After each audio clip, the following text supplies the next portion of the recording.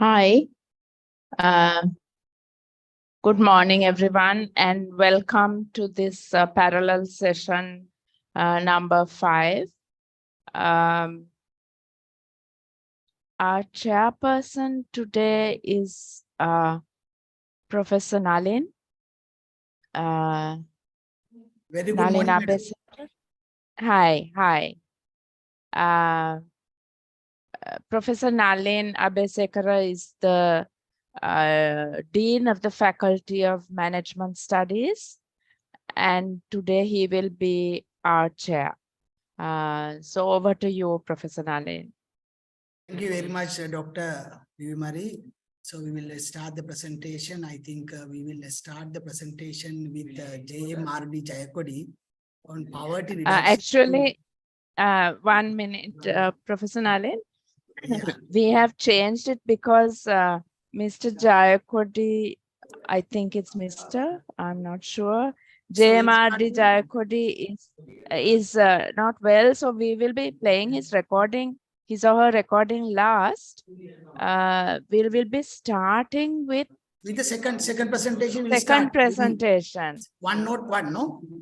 ID 101, Nimmi Nalika Menike, Dr. Nimmi. Yes, nothing prepares you, limits of experience. Yes. Yes. We will start the presentation. Thank you. Nalika, you can start the presentation. Recorded version, you can have. Today my presentation's title is Nothing Prepares You, Limits of Experience. In the essay Literature and the Right to Death, Bloshu says, I quote, if true language is to begin, the life that will carry this language must have experienced its nothingness, must have trembled in the depths, and everything in it that was fixed and stable must have been shaken. Unquote. Language breaks because it is fragile. It continues, or it can continue only with discontinuities. If it were otherwise, things would have been different in the sense that everything would have gone stale and would have been monotonous. It is from, with, or in a moment of rupture in language that language emerges, which can be seen as an ever-renewing gesture with which language is endowed.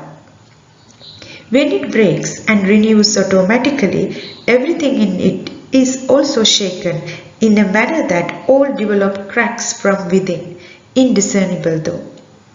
It in turn informs continuity of sameness as impossible. It is such sameness impossible that is presented and communicated in and through literature, through writing. That's why literature becomes significant. It doesn't represent anything out there in the world, though Platonic tradition denigrates literature or writing by projecting it as a representation of something which is already out there in the world. The ancient quarrel between philosophy and poetry is further carried out by the ideas brought by Plato in the Republic, in which he suggested sending the poets out of the city as they give way to passion but not to knowledge. In Of Grammatology, Derrida gives a great deal to this issue, which first came from Plato and then later renewed by Saussure, while highlighting how that very underestimation, unintentionally though, gives way to literature or encourages one to embrace literature, for literature doesn't stand for this or that. It is not an informant of a culture or a tradition, not even a representative of any discourse as such, including the one that of knowledge. I quote Derrida here, it perhaps stand on the edge of everything, almost beyond everything, including itself. Unquote. As it thus stands almost beyond everything, including itself, it is capable of offering something different, something other, and when we say something other, it is definitely other than the ones which are already here with us in terms of knowledge, language, experience, being and world.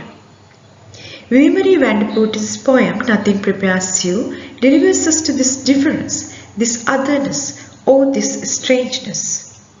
It tells us the irreducible singularity not of an event, rather of unfolding of an event. If it is of or about an event, one could, though there are limits, have some ideas about it, to talk about it, to explain it.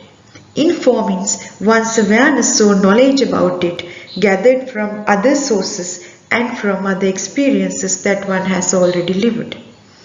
But as far as the idea of the unfolding of an event is concerned, one cannot be aware of it because it is about unfolding, which is unpredictable and undecidable.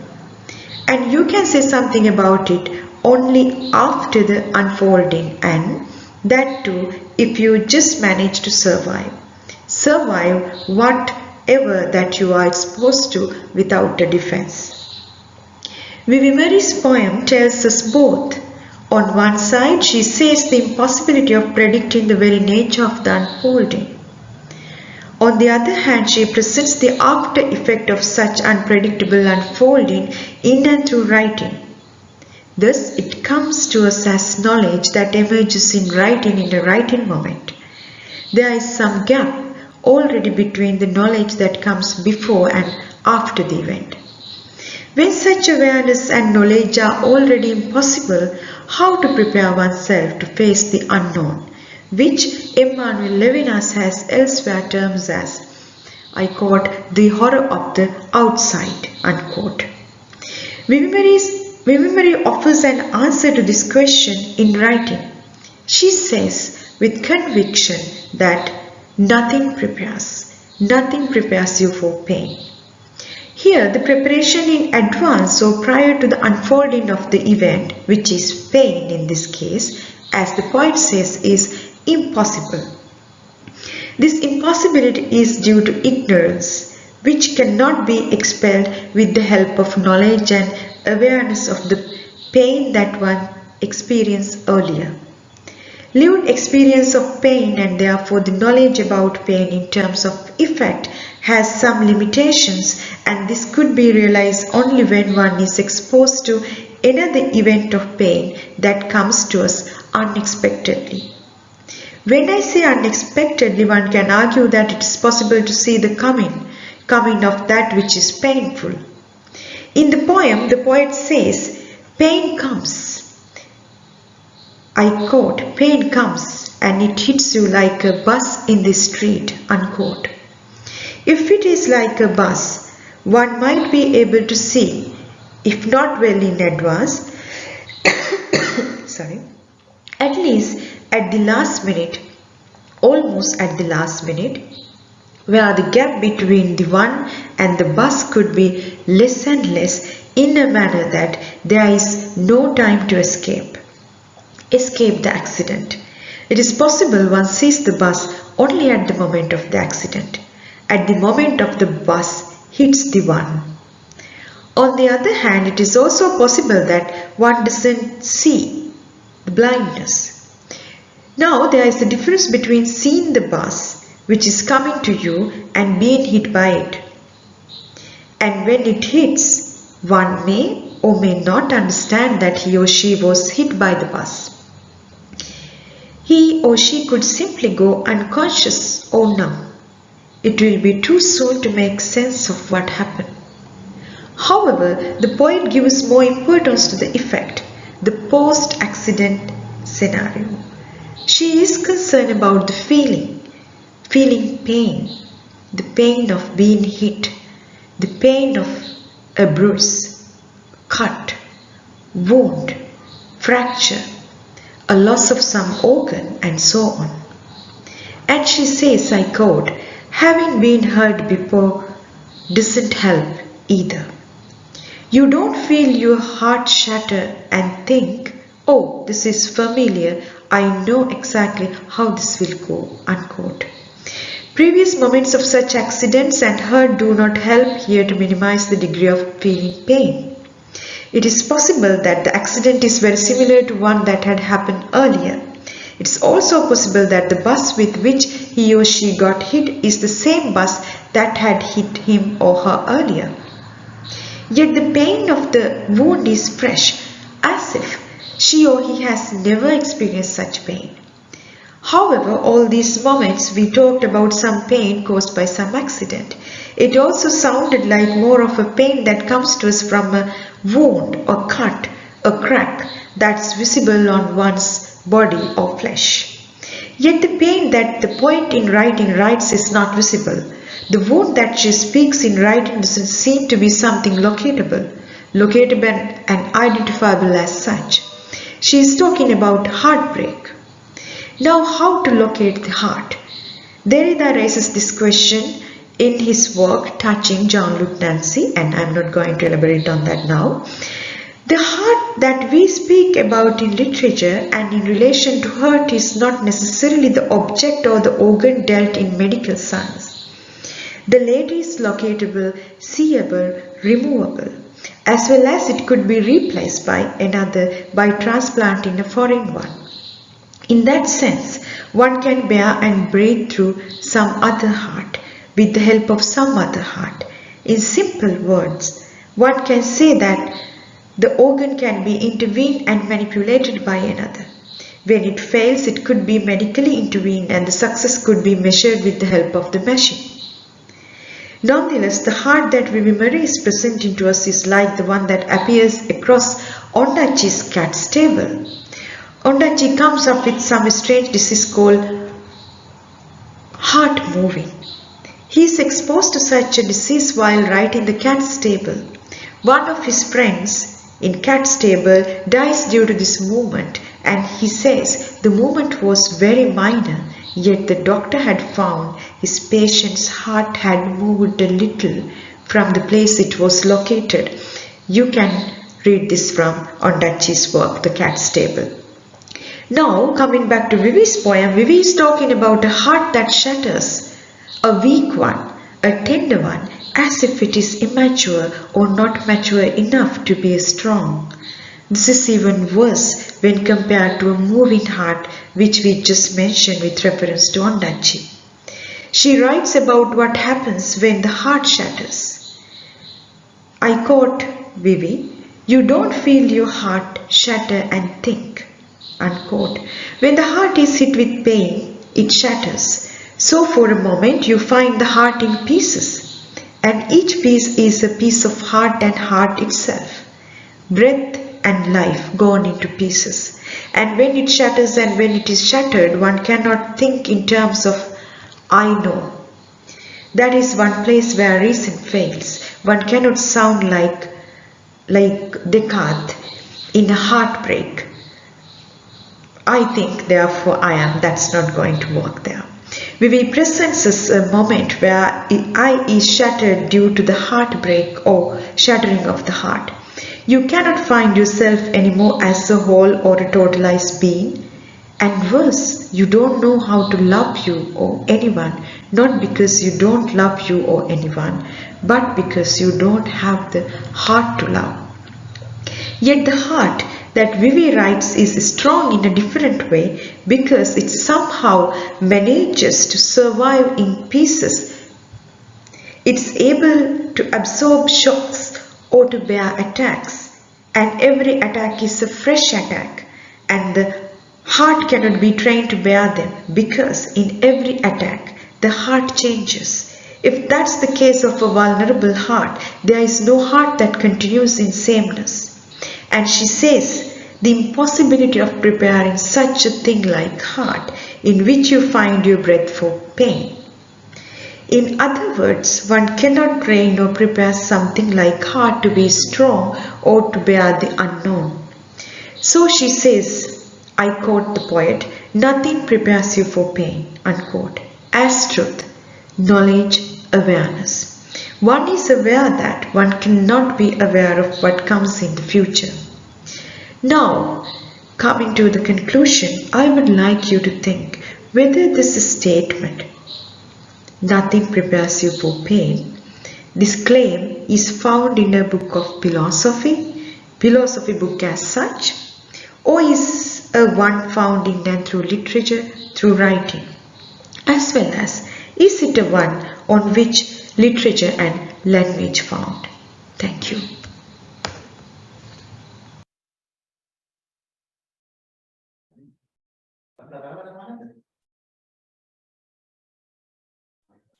So thank you very much for the presentation, Nimi. I think you touch on a very interesting point.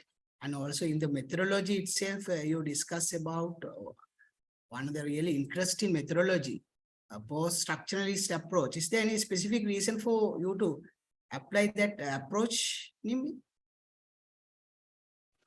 Sorry, could you please Yeah, be a the little research louder because methodology. Yeah, your research methodology you employed yeah, the post-structuralist approach. right. So is there any specific reason for you to apply that particular specific approach? Yeah, actually, one of the things about this approach is that you really don't believe in empirical, in the empirical. Like you, I mean, if you really take something as that you can, you know, locate, and then it's like you can't make an object. You can't have a, you can't have something that you can really go and work on, and then finally you come up with some kind of as suchness, right? So when I say it's post-structuralist approach to text, which means that yes, there is this chance that is being provoked by the word perhaps. So we work on the possibilities in a different way. One can say this is another kind of hermeneutical approach, but this is definitely not hermeneutics. It is a bit different. One of the differences is that you don't believe in the empirical being. Yeah, Nimi, is that related with the phenomenological methodology?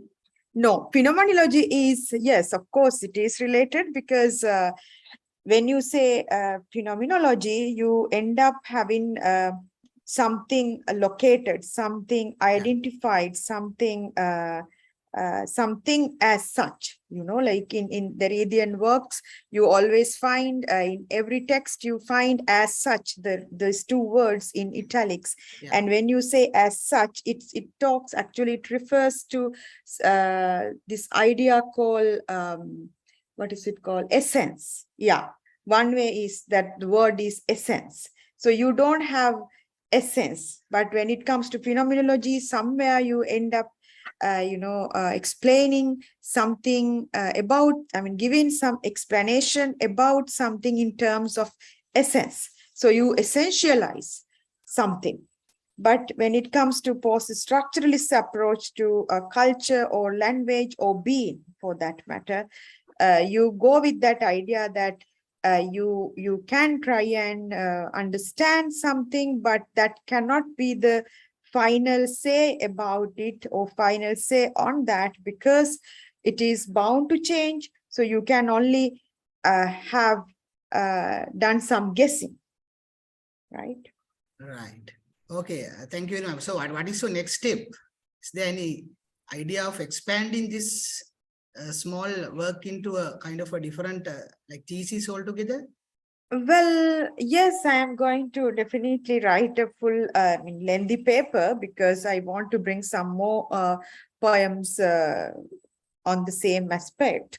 Because of course, like you can take any kind of poem for that matter, since it doesn't, go into one particular direction. But that's why I said, like, when I work on this poem, I was, of course, drawn into Onnachi's novels.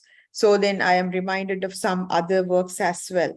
But just for this particular presentation, for which I got only 10 minutes, I could do only this much. Yes. Right. Yes. Thank you. Any other questions from the audience?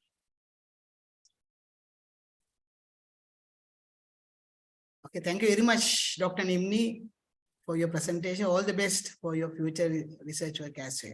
You are most welcome. So then we go to our next presentation, the role of digital media in democracy, perspective from Sri Lankan youth. S. Srinath and P. Tushanika.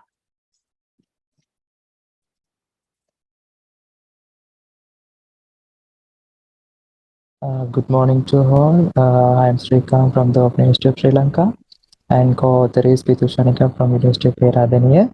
It is our pleasure to present our research paper for the Conference of International Open University Research Session. We have conducted the research under the title of The Role of Digital Media in Democracy, Perspectives from Sri Lankan Youth.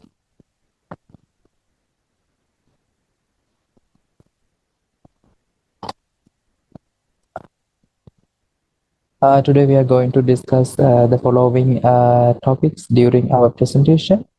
Digital media refer to any type of media that disseminates information via electronic devices, including electronic books, website, blogs, social media, mobile phone apps, virtual reality headsets, and more. Digital media has always played a vital part in a country's democracy. Citizens can communicate their ideas, problems, and other vital information through digital media since it allows citizens to interact with one another regardless of distance. Digital democracy is simply defined as democratic involvement through the use of ICT or CMC. Virtual democracy, teledemocracy, electronic democracy, and cyber democracy are some of the more commonly used synonyms for digital democracy. However, they all refer to the same thing. Sri Lanka youth account for nearly a quarter of country population, 4.64 million. It's account for 23.2 percentage. As a result, their youth thoughts and activities are becoming increasingly important in Sri Lankan politics, and they are increasingly turning to digital media as the primary venue for communicating their viewpoints and activities for democratic concerns. Sri Lanka's youth are highly influenced by democracy via digital media. The purpose of this is in this background. The purpose of this study is to identify the role of digital media in democracy perspective from Sri Lankan youth. Sub-objectives are the status of computer literacy and internet usage in Sri Lanka, and identify the status of democracy in Sri Lanka, and identify the role of digital media in democracy. When we are considering the methodology part, this study adopts a quantitative research approach and collects the primary data using an online questionnaire survey. Secondary data was collected from several resources such as magazine, journal, and other articles. The convenient sampling method was used to select 500 youths in Sri Lanka, and the data was analyzed through the SPSS. The central tendency data analysis techniques are used to analyze the data, and descriptive analysis method used for analyzing and describe the data with the help of table and charts.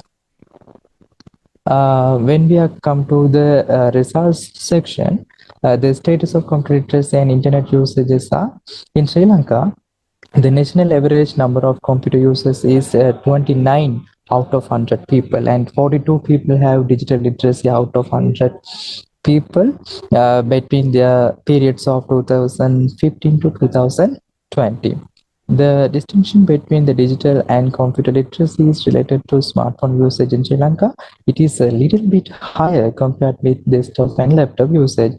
On average, one household has a computer or laptop out of 5 households in Sri Lanka. Annually, 26 and 12% of people use the internet and email at least once a year, respectively.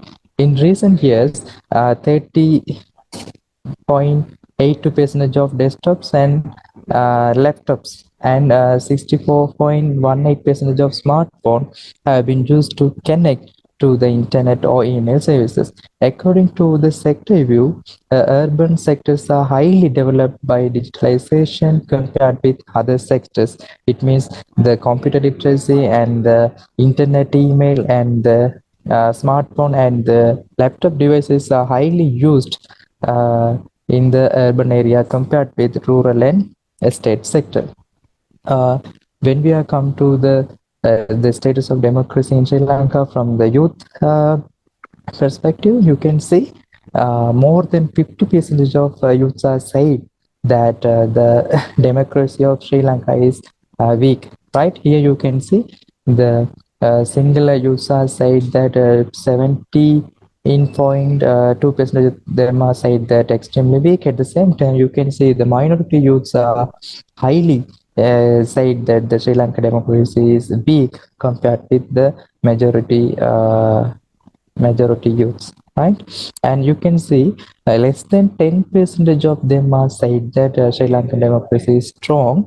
That is very clearly show that the democracy is very weak from the youth perspective. And here you can see the role of digital media in democracy. Here mainly the Sri Lankan Tamil and Indian Tamils are, mainly the Indian Tamils are accept that, and others are very lowly accept that the digital platforms such as Facebook, WhatsApp, Twitter affect democracy in the country. And at the same time, the minority youths are highly accept that the access to the internet is important to be democratic citizens. At the same time, here you can see the digital platform to promote democracy on social media. Mainly, the most of them are using that for the promoting democracy concept compared with single youths. The other youths are highly using that, and here the minority youths are highly consider that the digital freedom is important in the democracy country compared with the singular youth. And when we come to the conclusion part, 87.8% of them disagree with the digital platforms such as Facebook, WhatsApp, Twitter, and others affect democracy in the country. More than 50% of minority youths consider the internet important to democratic citizen, and 34.4% of them think digital freedom is important in a democratic country. 31.1% of youths only use digital platforms to promote democracy, and those platforms are particularly popular among Sri Lankan and Indian Tamils, more than 50%. And the digital media increase the participation in for democracy activities of the young generation who are more absorbed in electronic media. Thus, by building a network of channels and confidence among youth people regarding digital democracy, they may modernize and strengthen the democratic aspects through digital media for democratic development. And social responsibility institution and other democratic actors must raise awareness and activism to promote democracy and its importance. Establish a good democracy among young citizens and use digital platform to protect the country's democratic aspects, because youths have access to the most popular and speedy information exchange platform. It is highly beneficial to execute democracy in Sri Lanka through the media with strong youngsters in a sustainable manner. As developing countries like Sri Lanka battle with the numerous complications of growth, internet connectivity, and ICT competency, including investment and training to construct, maintain, and extend computer networks, may pose a threat to the long-term viability of e-governance. And we have used following references for our research process. And finally, we would like to thank for the conference committee and audience for this opportunity. And thanks a lot for again. So thank you very much for the presentation, Srikanth. What motivated you to have this sort of a study? Any specific reason, Srikanth? Yes, sir. Good morning. That is mainly we are focused what youths are thinking about the democracy. They are involving or not, or the what they are thinking, what they are thinking, or what they are interested in democracy, sir. Yes, Srikanth, I think that is one of the interesting study. So what motivated you to have this sort of a study, Srikanth? Yes, in our university period, the youths are explaining their thoughts and they are thinking about at the same lots of they are speaking regarding their thoughts about democracy and the current situation in country. Therefore, we interested that it is better to conduct the small research to collect the youth perspectives regarding the democracy. At the same time, the youths are most of them are sharing their thoughts regarding the democracy and the situation of country through social media. Therefore, we are interested that.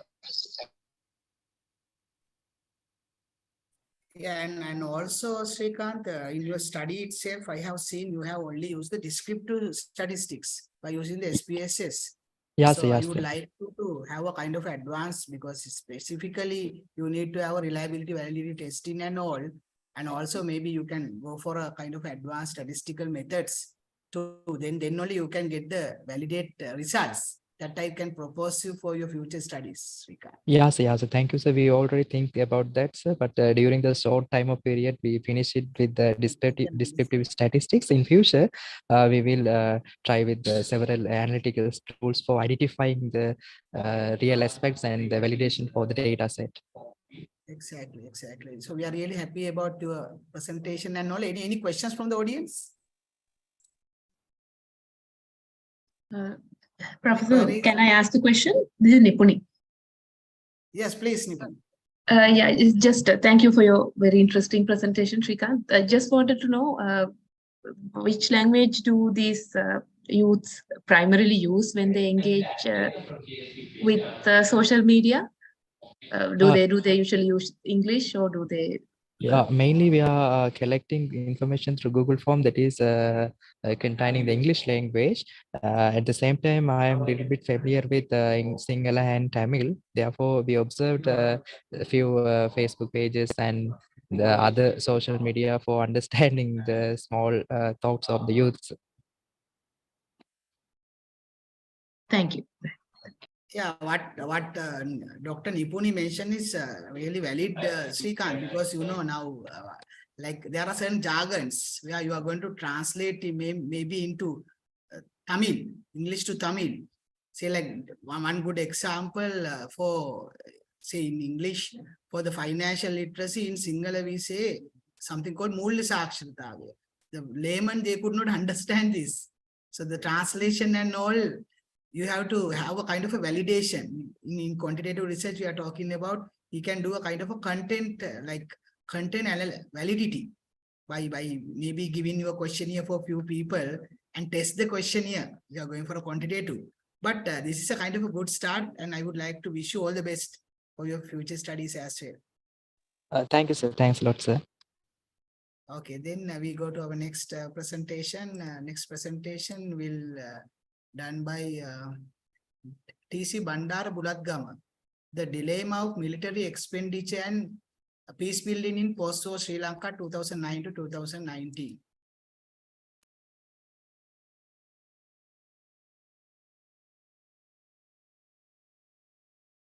Thank Open University Sri Lanka for giving me this wonderful chance to present my research. I'm Tusita Bulatgama. In my research, these are the content that I'm going to talk about. Defense spending has been a key component of the government budget in both developed and developing nations.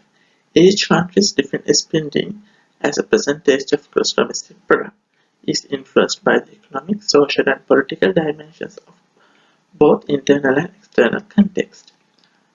In the Sri Lankan context, according to the Appropriation Bill 2019, Ministry of Defence is allocated 355.4 billion for recurrent and 36.7 billion for capital expenditure. The former is thought to be for operation, maintenance and salaries, whereas the latter is likely for procurement. The total defense allocation for 2019 is also 102.3 billion Sri Lankan rupees higher than in 2018 appropriation bill. According to a report by Strategic Defence Intelligence, Sri Lanka's defence spending is expected to reach 2 billion by 2023, with a compound annual growth rate of 1.71% over the next 5 years. Consequently, every country strives to enhance its military power as much as possible. Invention from another country can only be avoided if one's own country's security is maximized. It is prudent to be prepared for this. The government should prioritize national security while also focusing on peace building. It is impossible to conclude that the country is at peace solely because of its security.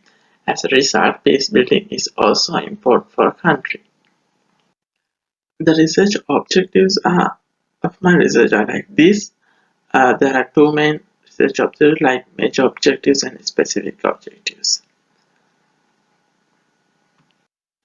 When it comes to the research methodology, semi-structured interviews were used as the research method for this study, which took a qualitative approach.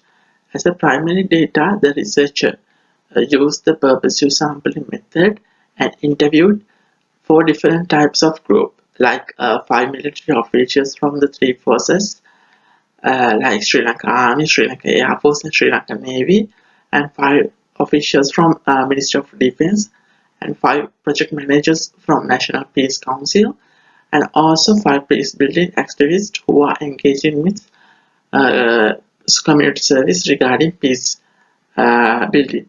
The participants remain anonymous in this research.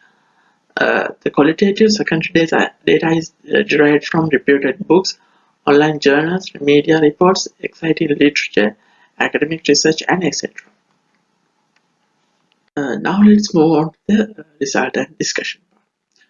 In my research, I have found that 3 key points. The first one is the link between government contribution and building peace. In the post-war period, the government of Sri Lanka played a huge role in peace building. It is significant that every program implemented by the government of Sri Lanka not only focused on the north and east, but the whole Sri Lankan population. In May 2010, the President of Sri Lanka appointed the Lesson Learned and Reconciliation Commission, also known as LLRC, to address the human rights violation occurring at the top of the conflict. In November 2011, the LLRC produced a report arguing that Sri Lanka's security forces didn't deliberately target the civilians and took proportional action, whereas the LTT committed grave violations of international humanitarian law. Moreover, the government has established an Office of Missing Persons to play a major role in the disappearances. My second key finding is the security sector reforms aftermath of the war.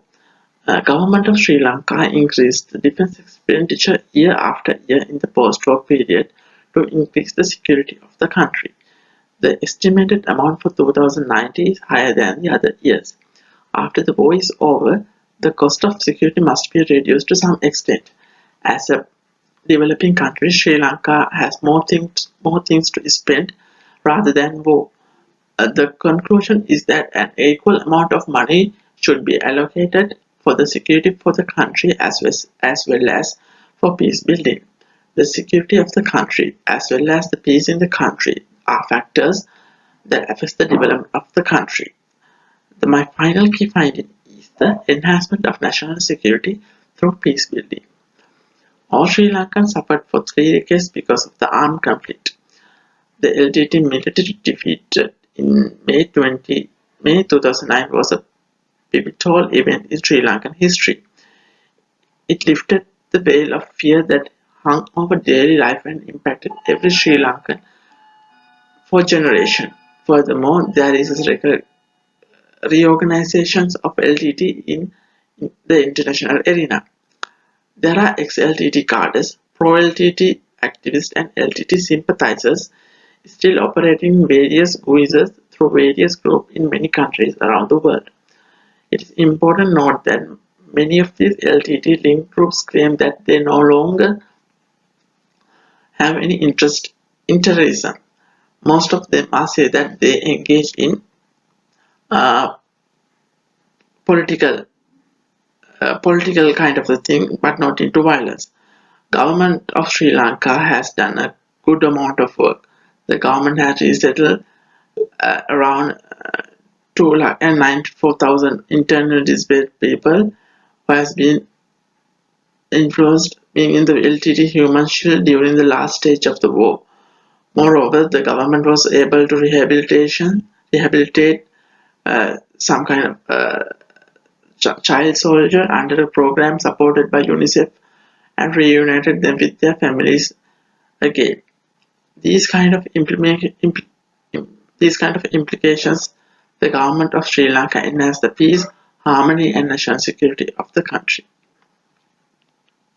Now let's move on to the recommendations part, which is the last part of my presentation. This study mainly focuses on the relationship between military expenditure and peace building after the war from 2009 to 2019. In other words, in the post-war situation, more money should be spent on peace building or on furthering national security by increasing military expenditure. All these factors made it clear that there is a connection between these two extremes. That is, the support of national security is an essential obstacle to building sustainable peace. Even though there are different views on national security, long-lasting peace cannot be built without national security. Even so, that peace is difficult to sustain. According to my recommendation, the first point is the more focus on the Office of Missing Person and Office for Reparation. Although the government has already taken various initiatives to promote peace, some of its risks have diminished, particularly concerning the Office of Missing Person and Office of Reparations. The government needs to investigate and act appropriately. As a result, the nation will be able to produce better outcomes. Second one is the allocation of separate money for peace building. Sri Lanka is still behind the peace building process. Despite the end of 30 years of war, the people in the north are still suffering. Billions of dollars are flowing from foreign countries to build peace, especially from United States, Norway, Germany and Netherlands. That money comes in three ways. First one is through intergovernmental, and second one is non-governmental organization, and the other one is the multinational corporations. However, it is unclear whether that money is spent as intended. Further, the government of Sri Lanka does not allocate a separate amount of expenditure for peace building. It is important to pay attention to this issue. Third one is the empower youth in north and eastern provinces. According to the Census and Statistics Department, youth comprise 23.2% of the total population. As a growing economy, Sri Lanka needs to focus more on the service sector will enable the economy to improve in every factor. For the growth of the Sri Lankan economy, reconciliation, decent work, etc. are very essential. The youth of the country need to contribute and involve highly. To implement it, there are plenty of online remote jobs are available all the global level that could generate sufficient income. Since the younger generation of the provinces with plethora of digital and online skills has potential, it is imperative to open remote virtual job markets for them. Provide transparency about government expenditure. This is also a key point to be highlighted. The financial corruption is one of the main topics in Sri Lanka. To prevent that, there should be transparency in government expenditure. Even though there is a Right to Information Act number 12 of 2016, it is doubtful whether people have access to all the information. It would be better if there is a monitoring group for this matter to check how this government expenditure happens. The final one is provide correct guidance on the peace building process. Since the end of the war in 2009, many have taken measures to bring about lost peace in Sri Lanka. Although many groups contributed in that are not aware about the process of peace building and its approaches. With the collaboration of the Ministry of Education, Government of Sri Lanka can add peace building related content peace studies to school curricula. Moreover, to expand the knowledge regarding peace studies, Government of Sri Lanka can engage with national and international level experts and organizations. Therefore, providing a proper pathway to learn about the peace will be an effective initiative. These are the references that I have used for my research, and thank you. Thank you very much, Tusita, for your presentation. I think by looking at your recommendations and all, you discuss about 2009 to 2019, that particular era. So I just want to have a kind of a small, like suggestion, because you interviewed 4 different groups, 5 military officers from 3 forces, then 5 officers from Ministry of Defense, then 5 project managers from NPC, National Peace Council, and 5 peace building activities. So what I just want to suggest you, Tusita, because these 4 different groups, they should have different opinion on this military expenditure. Another good example, if you're really talking about the different military officers, then they might be having a different opinion. But maybe 5 peace building activities, they are talking about something different. So try to get the different opinions, then you might like start to think of different multiple realities. That is something I can recommend you for your future studies. Any questions from the audience on this study?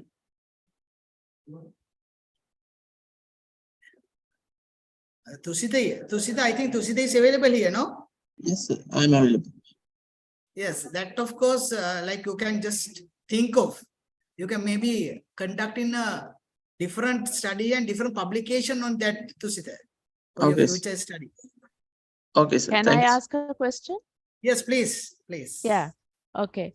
I was just thinking, sometimes can this heavy spending on military activities, military, how much money is spent on strengthening the military and all of that, can it not be seen sometimes as something very opposite to peace building, like something that especially people in the north and east might look at it as in terms of hostile, and that could directly affect or negate peace building activities? I know it's a controversial question, but could there be that kind of relationship? Actually, madam, I didn't much think about that, because the military expenditure is when I interviewed that military personnel, I couldn't get the right information about the right expenditure. All I think was found from the secondary resources, because they said that the expenditures are very confidential things, so they didn't reveal the true information. Yeah, no, I didn't mean about how much, but just the perspective that a lot of military spending might be seen by the civilians as something that they are not being trusted, or that kind of thing. I think your study has a lot of potential to expand. Thank you. Okay, thank you. Yeah, that is one of the very important observation made by Dr. Vivimari. So, because the potential is there, but you need to see different perspective, peace building versus military expenditure. So people might think that in a different version. So these things you need to take into consideration. All the best, Susita, for your future studies. Thank you so much, sir. Right. Okay, then we come to our final presentation. Finding happiness in difficult times, women, social media communities and their strategies in the backdrop of the economic crisis in Sri Lanka. Nipuni Ranavira. Yes. I'm Nipuni Ranavira, and I'll be speaking on finding happiness in difficult times, women's social media communities and their strategies in the backdrop of the economic crisis in Sri Lanka. Social media often offers platforms for similarly placed individuals to interact with each other and to communicate. So my focus today would be on groups, on such groups handled by women for women, which are devoted to motherhood, homemaking and cooking and other domestic arts, etc. So I will be looking at them as repositories of advice, as communal knowledge, and also as forms of life writing. My study would interact and intersect with areas such as digital intimacies, post-feminist identities, as well as celebrity cultures. It would also be linked to the study of affect, what is known as affect as post-feminist and neoliberal sensibilities, and as expounded by critiques such as Dobson, Kenai, and etc. So in Sri Lanka, of course, research on social media and women's groups are still developing. It's a pretty recent phenomenon. So my focus would be to discover how women in Sri Lanka negotiate their identities as women within these social media groups, especially in the context of challenges faced by them due to the recent economic crisis in Sri Lanka. So I will be looking at how issues and challenges which are faced by women, particularly due to the economic crisis, how are they perceived in these groups, and what does it mean to belong to an intimate public which claims to support women in times of economic hardship. I would also be paying special attention to the discourse of frugality, individual effort, and positive thinking. My theoretical stance would be structured around people like Kenai and Dobson and their work on affect, celebrity cultures, and online women's communities. And I'd also be looking at Laurent Perlong and her dealings with what is known as intimate publics, and also Macroby and Gill, who have discussed optimism and individualization and how they sort of work in a post-feminist world, and also with post-feminist insistence on individual effort and self-improvement. And also I would be looking at and rather questioning the tendency to see issues related to women as personal, and whether that demonstrates a process of depoliticization. I would be engaging in a qualitative analysis of a selected number of posts shared on or published in 3 selected groups on social media. So I would also be looking at them as forms of life writing, and I would also engage in a thematic analysis. So my question is whether the issues and challenges related to women and domesticity in the face of the ongoing and past recent economic crisis are seen as politically and socially relevant, or whether they are perceived as non-political and personal.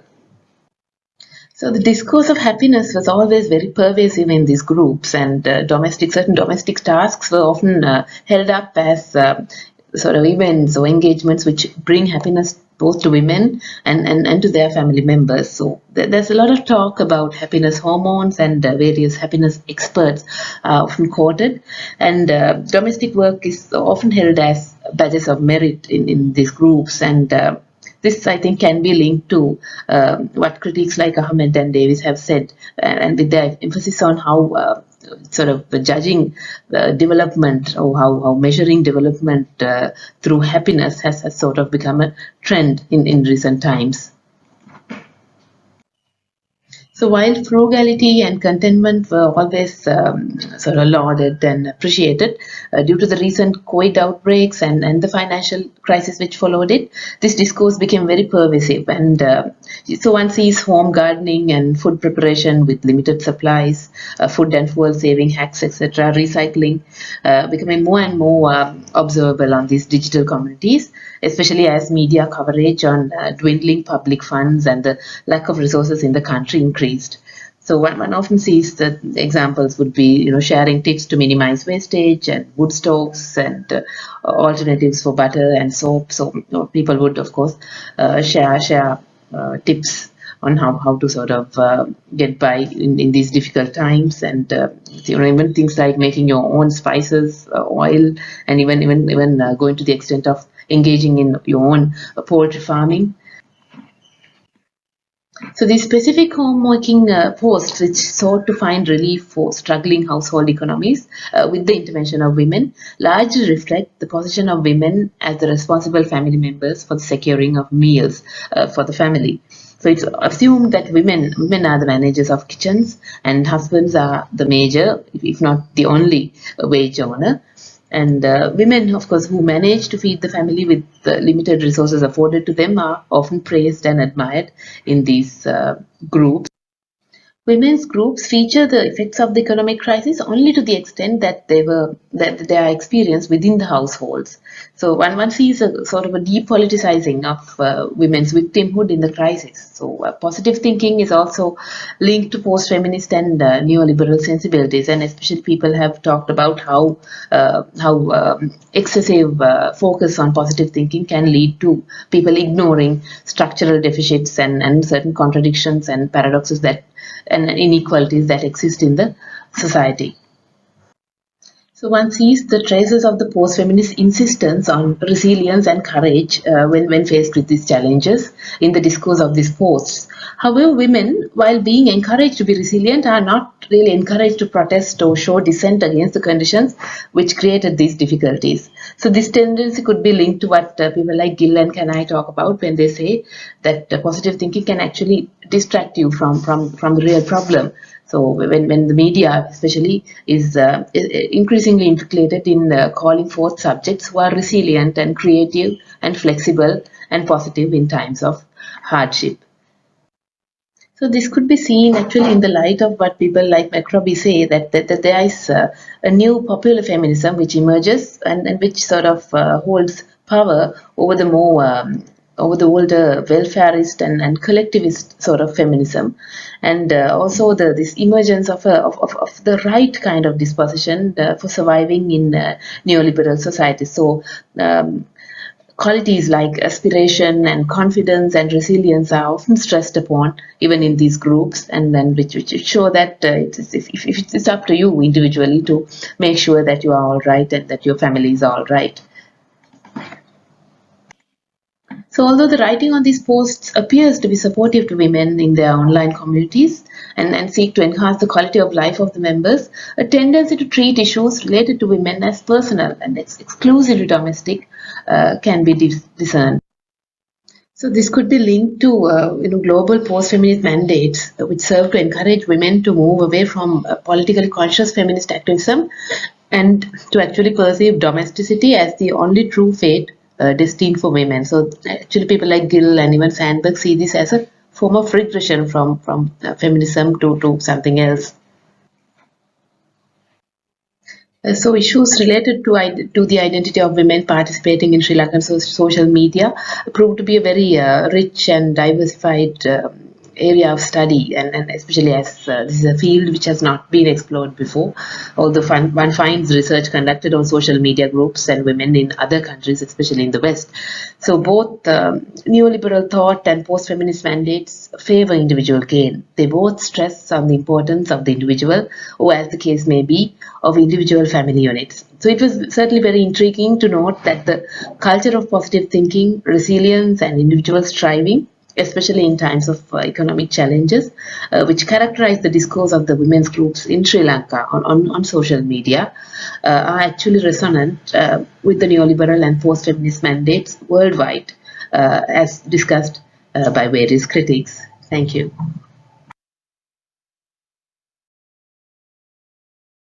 Hello, I'm Nipuni. Yes, thank you very much, Nipuni, for your interesting presentation. I just want to know any specified women groups you observed in social media, because there are different groups. Yes, Professor. Actually, there were several, and I think in my paper, of course, you can find. So there are major networks, like they have various names, ladies only, and Sri Lankan moms, and Sri Lankan homemakers. Yeah, why I asked you that question? Now, by looking at the statistics and all, Dr. Nipuni, now in Sri Lankan country, Professor, I'm just Nipuni. Okay. Yes, sure. By looking at the Sri Lankan context, by looking at the Sri Lankan context, this doctorate and professorships also, like we like to use as a surface value. Okay. It's there, but I'm just talking about the statistics and all in US and Western countries, more women, like we are talking about the, like for the democracy and all, we can see the women participation, but by Right. looking at the internet penetration, especially Facebook penetration, like it's like 60-40, 60% female, 40% male. But Asian context, Nipuni, now Sri Lanka and Right. India, we can see other way around. Right. Like women is like 40%, men participation is like 60%. But Mhm.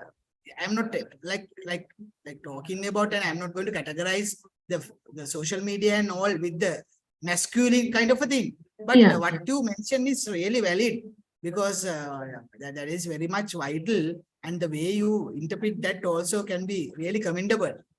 So that Right. will shed light into whatever the future studies as well, because Yes. most of the time we can see the repercussions and all. Any questions from the audience? May I?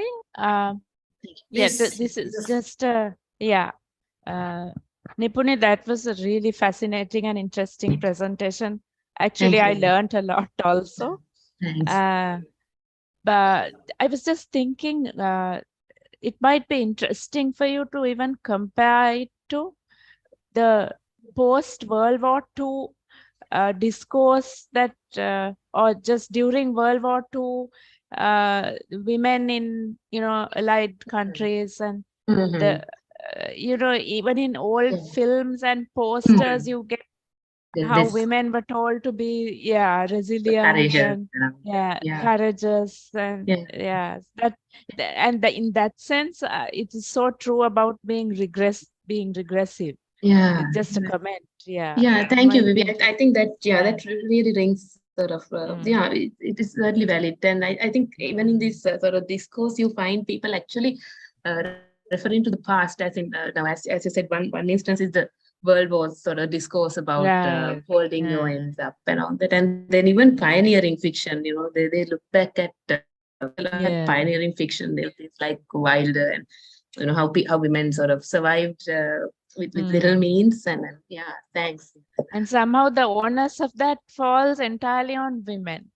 Right, yeah, exactly. Yeah. Yeah, Thanks. thank you. Yeah, yes. Thank you very much, Dr. Vivek, for your comment. And also, Nipuni, more importantly, now we are talking about the economic crisis in Sri Lanka. Yes. Then again, despite of that, people are looking for a different like options altogether. So Yeah. these are the things you get. Maybe like we are talking about in the different countries, you have different ways of entertainment. But in Yeah. Sri Lanka, because of the crisis, people always get victimized. Then there can be different, way of thinking. Thank you very much, Nipuni, for the presentation. Thank you. Okay, then I think we are always talking about the end of the whatever the sessions. Is there any other actually- remaining, Dr. Vivi? Any Actually, remaining presentations? no, there is Yeah. one. The first one. Sure. Shall we Give me a take that second. now? Yeah, So we the will take first that one, and I did 91. The one that we pushed to the back. The right. last, I did Are we 91 referring on by JMRD Jayakodi. All right, that poverty reduction through social capital. Yes, we will Okay, be. okay. Okay, sure. We'll start that. Thank you. So, madam, can you share my presentation?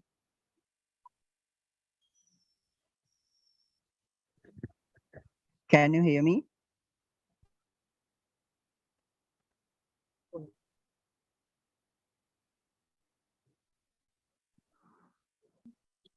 Yes, you can be heard.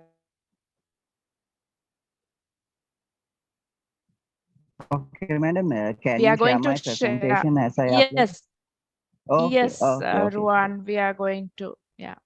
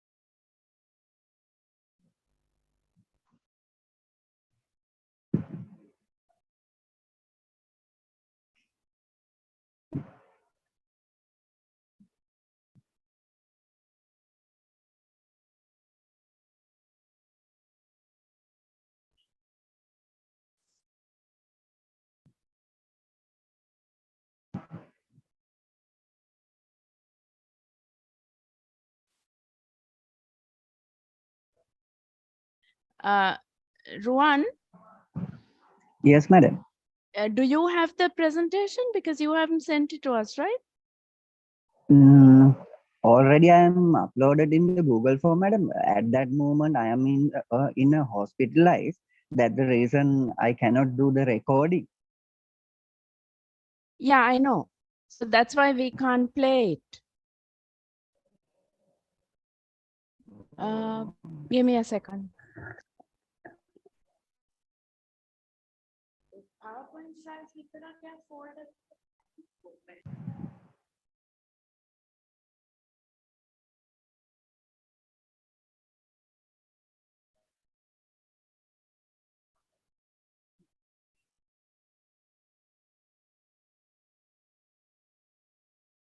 Okay, so we are going to share your PowerPoint slides. Okay, madam. Yeah, that's all we have, right? Okay.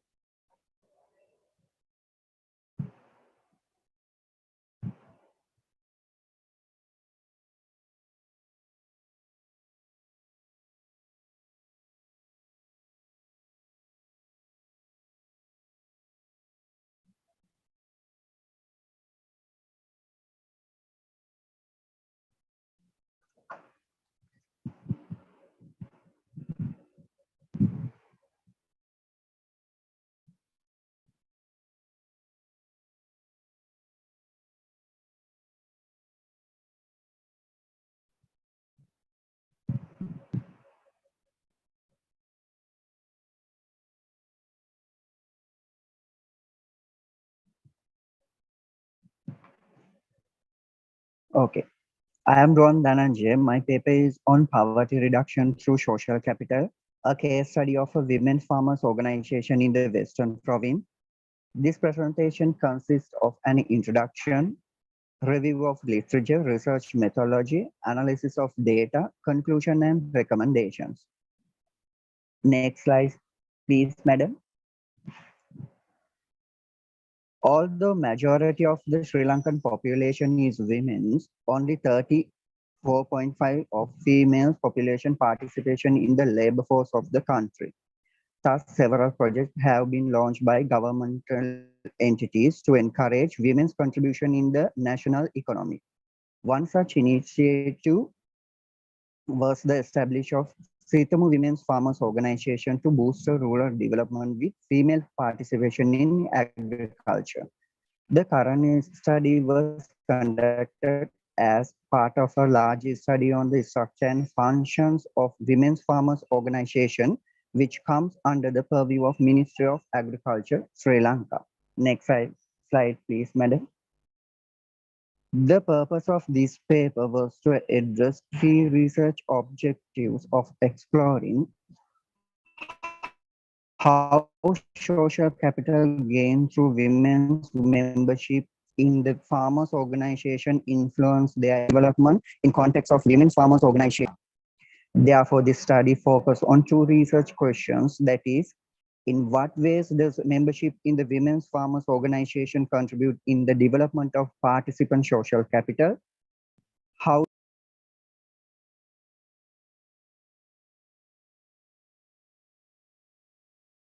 does next slide, please, madam. The concept of poverty includes different dimensions of deprivation. In general, the term denotes the inability of people to meet economic, social, and other standards of well-being. In order to able to compare poverty level across countries and over time, those that live below a given level of income, the poverty line, are classified as poor. Economic poverty can be defined in either absolute or relative terms. Absolute poverty is condition characterized by severe deprivation of human needs. It depends not only on income but also on access to social services. Relative poverty is standard for poverty defined in relation to the social norms and standard of living in a particular society. In this study, poverty is defined as a state of deprivation of human needs according to the norms of one's societies. According to the Bourdieu 86, capitalists accumulate labor which, when appropriate, private base enables people to appropriate social energy in forms of refined or living labor. Capital is found in three fundamental forms: economic, cultural, and social. According to the Bourdieu, social capital is the aggregate, the actual or potential resources which are linked to positions of a durable network of more or less institutionalized relationship of mutual acquaintance and recognized to membership in a group which provide each is member in the backing of the collective own capital. According to the code and others, in the essence of outside network, social capital inside poor communities remaining a substitute for the resources and services that are normally provided by the state or market. Therefore, the concept of social capital can represent a valuable tool for poverty reduction programs. Thus, the purpose of this paper is to explore the impact of women's farmers organization in their economic growth and poverty reduction using Bourdieu's concept on social capital.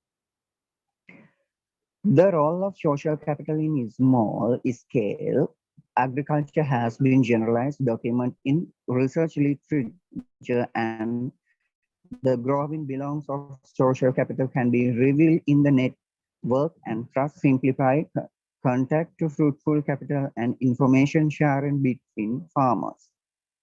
Research literature also shows that formal and informal credit scheme absolutely work better when borrowers are connected to the foundations of funds by social bonds. Putnam 95 found that network of civic engagement fosters steady norms of generalized pursuit and encourage the emergence of social trust. Such the network facilitate coordinations and communication, amplify reputation, and thus allow dilemmas of collective action to be resolved. This study was conducted as a case study of a women farmers organization in the Western province selected through convenience sampling. 8 members of the organization were recruited as informants. The selected farmers organization consists of 25 members living in the local Grama Nirdhari division. In age, the informant of 30 years and over, their highest level of education range from junior secondary school to bachelor's degree level. The average family income per month varied from 15,000 to 45,000. The crops cultivated by the members include spice, fruits, vegetables, flowers, and betel. Data were collected during January 2021 using background information questionnaire, a semi-structured interview schedule, and field observations. The constitution of the organization survived as a secondary source of data. The interview transcripts were analyzed thematically, and the initial findings were triangulated by analyzing the field observation notes and the secondary data.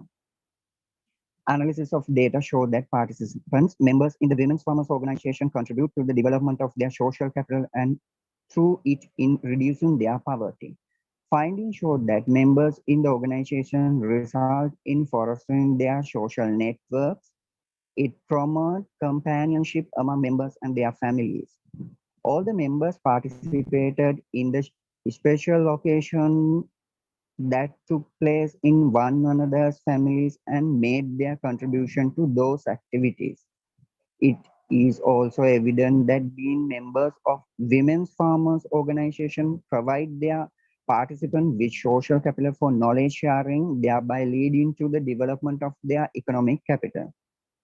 For instance, their membership had given them the opportunity to work closely with the Agrarian Service Center as well as other public and private sector institutions involved in agriculture. Normally, when a farmers organization is registered, the number of the should be limited to 20. However, the organization selected was this study was 25 members. Although the members receive plants, seeds, and other benefits from the government to be distributed among 20 members. Only the members of this organization treat all members equally and had their own strategy for sharing the benefits among the entire membership. Analysis of data also revealed the development of members' social capital has impact on reducing their poverty through opportunity for self-employment and development of their entrepreneurial skills, collective action, improve of their living standard and capabilities. So in conclusion, it can be said that social capital is an asset for a community which helps in providing collective answers to personal needs. The social capital gained through membership in women's farmers organization has the potential to increase members' access to the economic resources and the ability to make maximum possibility use of available economic resources. In this sense, social capital support women to fight poverty and increase their living standards.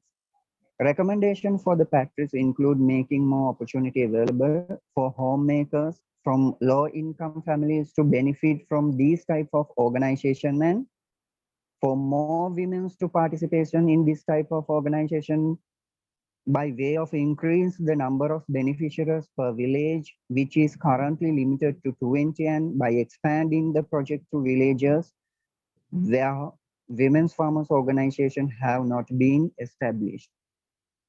The next slide, these are my references. Thank you very much for giving support to present my presentation due to this situation in. So thank you very much, Ruan, for your presentation. It's really valid and very important. Is there any specific reason for you to select the women farmers? Actually, sir, this is my master's degree part of the assignment papers doing this study. I think I propose you, Ruan. Now, if Yes, especially specifically by looking at the female contribution, you know, in Bangladesh, the Grameen concept and all, they targeted the female entrepreneurs. So likewise, yes, there are certain good justification you can get that the contribution of the female, even for the labor force and all, for whatever the country, is really important. One of the professors in Bangladesh, he mentioned, if the Bangladesh can increase the women participation for active labor force by 10%, they can increase their GDP by 1%. So because, you know, like the Asian countries, especially South Asian countries, the active labor force, the female is around 35%. So that is one of the very important considerations. The study is really valid. And I have one concern about your methodology, Luan. Now you are talking about the qualitative research, where like in the future studies, you can expand that with the, like we are talking a mixed method and all, then we will get a kind of a different interpretation altogether. Right? That I just want to, you know, like propose to you for your future study. Any other observations from the scholars, audience and all? Okay, sir. Yeah. Ruan, you will get some comments from the audience as well. The audience, if you have any questions and all, you can raise the questions. Okay, Ruan, then all the best for your future studies and all. Okay, sir. Thank you very much giving support to me. Okay. So this will conclude the session. Am I correct, Dr. Vimari? Yes, Professor Nalin. Thank you so much for sharing. Really sorry, because there are certain, because we have meeting also going on here and there. So, but anyway, we managed. Thank you very much for support and all. Thank you so much. Okay. Thank you. Thank you to the participants also.